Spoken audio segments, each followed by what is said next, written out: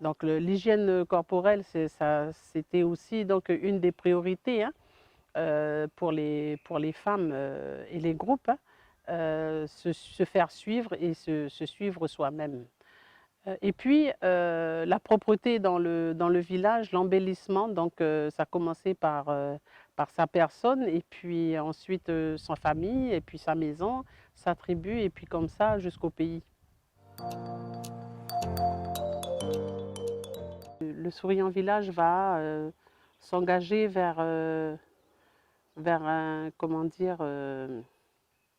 vers les outils pour vivre avec son temps et essentiellement donc l'accès à la formation et l'éducation des femmes et des filles.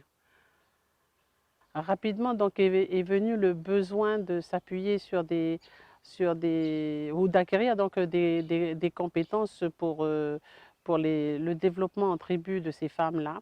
Et avec l'appui donc de la CPS et puis des divers programmes de l'époque, il y a eu donc des formations pour l'encadrement des enfants, mais aussi donc un réseau associatif comme par exemple la CAF, qui a participé aussi à la formation de beaucoup de centres d'accueil sans hébergement pour les enfants pendant les vacances, soutenu par le Souriant Village mélanésien dans les différentes tribus et des communes.